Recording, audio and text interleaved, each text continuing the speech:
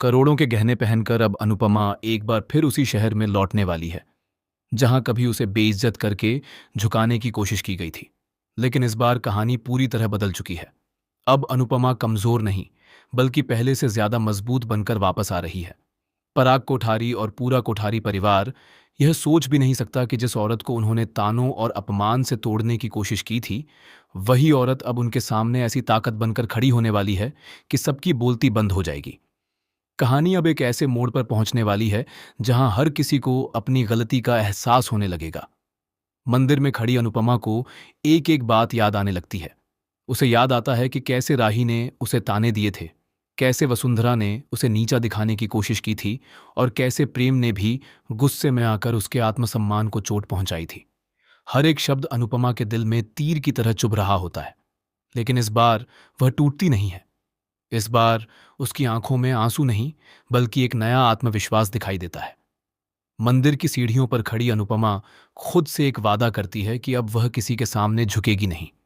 उसे समझ आ जाता है कि दुनिया सिर्फ उसी इंसान की इज्जत करती है जो खुद अपनी इज्जत करना जानता हो।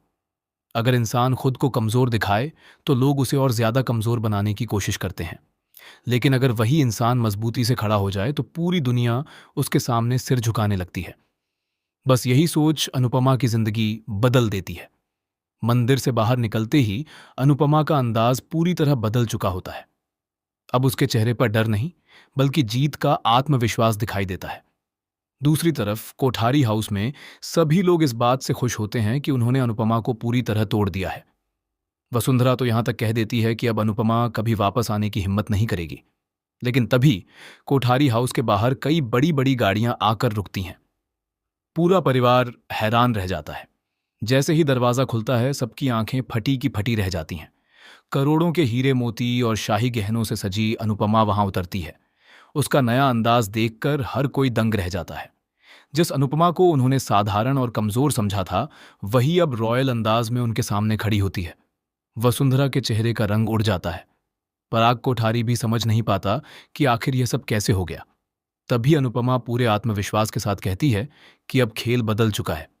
अब वह सिर्फ अपने लव यू जिंदगी कैफे की ओपनिंग नहीं करने वाली बल्कि पूरे शहर का सबसे बड़ा और सबसे शानदार रेस्टोरेंट खोलने वाली है। अनुपमा यह भी ऐलान करती है कि उसके कैफे में हर चीज आम लोगों के बजट में मिलेगी। जहां बड़े बड़े लोग सिर्फ अमीरों के लिए बिजनेस करते हैं, वहीं अनुपमा हर उस इंसान के लिए काम करेगी जो दिल से सम्मान चाहता है। उसकी यही सोच लोगों का दिल जीतने वाली है। धीरे धीरे शहर भर में अनुपमा के नए कैफे की चर्चा शुरू हो जाती है। लोग कोठारी परिवार के रेस्टोरेंट को छोड़कर अनुपमा के कैफे की तरफ जाने लगते हैं। कैफे के बाहर ग्राहकों की लंबी लाइन लग जाती है। सोशल मीडिया पर भी अनुपमा का नाम ट्रेंड करने लगता है। हर कोई उसकी मेहनत और हिम्मत की तारीफ करने लगता है। यह सब देखकर पराग कोठारी का गुस्सा सातवें आसमान पर पहुंच जाता है। उसे पहली बार एहसास होता है कि उसने जिस औरत को कमजोर समझा था, वही अब उसकी सबसे बड़ी चुनौती बन चुकी है। वसुंधरा को भी अपनी गलतियों का एहसास होने लगता है, लेकिन अब बहुत देर हो चुकी होती है। इसी बीच कहानी में सबसे बड़ा ट्विस्ट तब आता है जब दिग्विजय खुलकर अनुपमा का साथ देने के लिए सामने आ जाता है। दिग्विजय सबके सामने कहता है कि अनुपमा जैसी औरत हारने के लिए नहीं बनी। वह कहता है कि जिसने पूरी जिंदगी दूसरों के लिए संघर्ष किया हो, उसे कोई भी इंसान ज्यादा देर तक कमजोर नहीं रख सकता। दिग्विजय का साथ मिलने के बाद अनुपमा की ताकत और भी बढ़ जाती है। दोनों मिलकर ऐसा प्लान तैयार करते हैं जिससे कोठारी परिवार का पूरा बिजनेस हिलने लगता है। अब शहर के बड़े बड़े बिजनेसमैन भी अनुपमा के साथ काम करना चाहते हैं।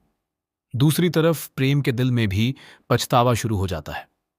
उसे एहसास होता है कि उसने गुस्से में आकर अनुपमा को कितना गलत समझा था। प्रेम बार बार उस दिन को याद करता है जब उसने अनुपमा को अपमानित किया था। अब उसे समझ आने लगता है कि अनुपमा सिर्फ रिश्तों को जोड़ना जानती थी, तोड़ना नहीं। इसी दौरान हसमुख यानी बापूजी की बातें भी सबका दिल छू लेने वाली हैं। बापूजी भावुक होकर कहते हैं कि उन्हें अब किसी बात की चिंता नहीं है। उन्हें भरोसा हो चुका है कि अनुज के बाद भी कोई ऐसा है जो उनकी बेटी को हमेशा खुश रखेगा और उसकी ढाल बनकर खड़ा रहेगा। और वह इंसान है दिग्विजय। अब कहानी में आगे और भी बड़े ट्विस्ट आने वाले हैं।